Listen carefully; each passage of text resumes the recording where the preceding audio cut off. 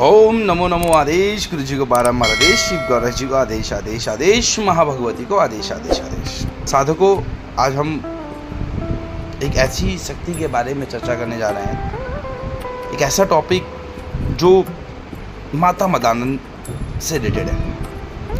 ऐसी शक्ति जो एक अद्भुत परिणाम देती है, ऐसी शक्ति जो आपको सारे कार्य करने में सक्षम है, ऐसी शक्ति जिसको जहाँ प्रयोग करा जाए वहीं सफलता ही सफलता ही सफलता ही सफलता। तो चलिए हम चर्चा करते हैं माता मदानन मसानी साधना के ऊपर। ये एक ऐसी साधना है, ये साधना सिर्फ आपको गुरु मार्गदर्शन में रह करके करनी है।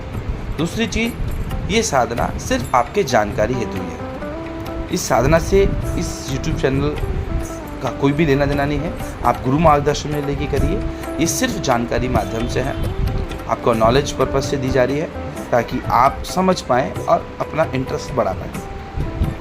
माता मदानन मसानियों की प्रमुख देवी है। अगर इसकी साधना कर लेते हैं तो बाकी मसानियों की सिद्धि आपको आसानी से, बहुत ही आसानी से प्राप्त हो जाए और आप बहुत सी सारी शक्तियों के स्वामी खुद बन पाते हैं, क्योंकि मदानन माई बहुत ही मायावी शक्तियों से भरपूर है। मसानियाँ इस धरती पर हैं, जिसे शमशानी यक्षिनियाँ भी कहते हैं। जो हम यक्षिनियों की बात करते हैं, वो यक्षिनियाँ जो हैं मसानी रूप के अंदर धरती पर प्रकट हो रखी है। उन मसानी देवी में 360 प्रकार की मसानियाँ प्रमुख मानी जाती हैं। हम लोग कुछ 2-4 की चर्चा आपके सामने करेंगे, परंतु 360 की चर्चा करना असंभव हो पाएगा। वीर मसानी की चर्चा करते हैं। वीर मसानी की पूजा युद्ध में जाने से पहले की जाती है। यह शत्रुओं को परास्त करने के लिए की जाती है। इसका प्रयोग करने से राजनीति में तरक्की मिलती है। यदि शत्रु पर इसका प्रयोग कर दिया जाए तो उसका सर्वनाश कर देती है। दूसरी मसानी की बात करते हैं। पहली की हमने बात करी वीर मसानी, दूसरी की बात करते हैं गुंगड़ मसानी। ऐसी मसानी जिसका प्रयोग जो है किसी भगत, तांत्रिक, ओझा, ओघड़, तांत्रिक, सेवड़ा किसी के समझ में नहीं आती, जिसको हम बोलते हैं गुंगड़ मसानी। इसका प्रयोग किसी भी साधक के समझ में नहीं आता। अक्सर आपने देखा होगा किसी मजार, किसी पवित्र स्थान, मंदिर आदि, गुरुद्वारा में जाने के बाद में किसी भी पीड़ित व्यक्ति पर भूत प्रेत की या उससे जुड़ी हुई आदि की सवारी उस पर आ जाती है और वो अपने बारे में सब कुछ बता देती है।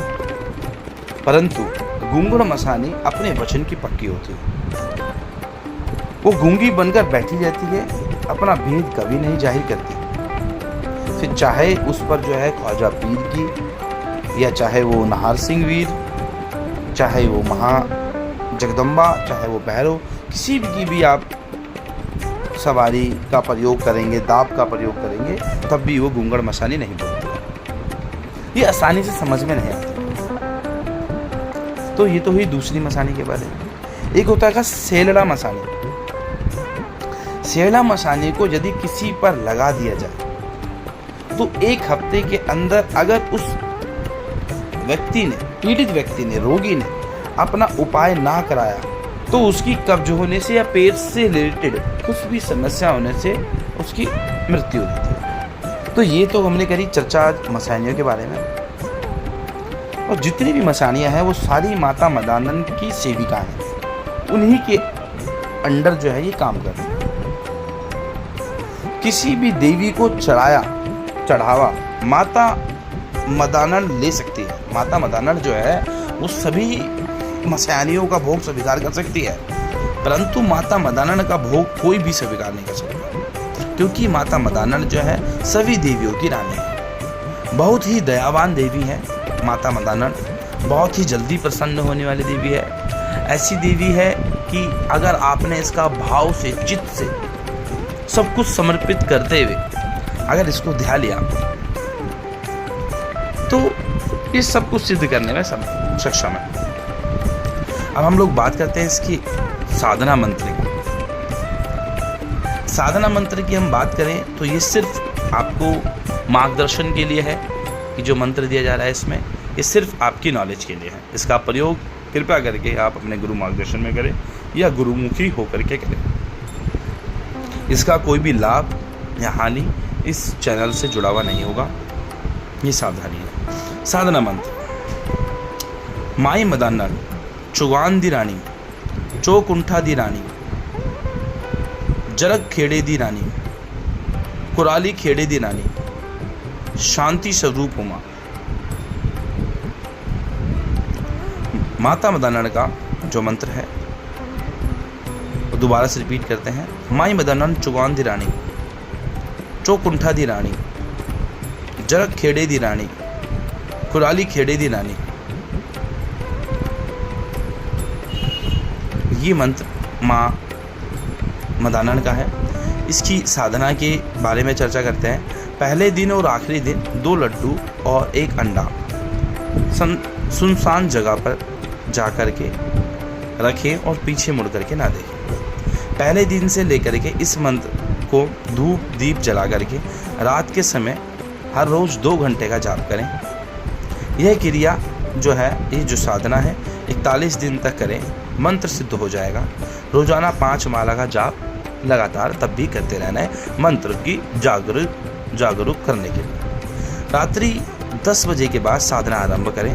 रोजाना इसी समय साधना करनी है। इसे आपको साधना में जल्दी सिद्धि प्राप्त होगी। साधना का फल क्या रहेगा? इसकी साधना करने से आपके पास में किसी भी वस्तु की कमी नहीं होगी। ऐसा कोई भी कार्य नहीं होगा जो आप ना कर सकते हो। सारे कार्य करने में आप सक्षम होंगे। आप लोगों का भला कर पाएंगे। आप लोगों का दुख तकलीफ का जो है संकट जो है वो काट पाएंगे। लोगों की मजबूरियां दुख सुन करके उनका भला कर पाएंगे। किसी मजबूर व्यक्ति की सहायता कर पाएंगे। बड़े से बड़े तंत्र मंत्र व जादू टोने की चुटकी भर में काट कर सकते हो।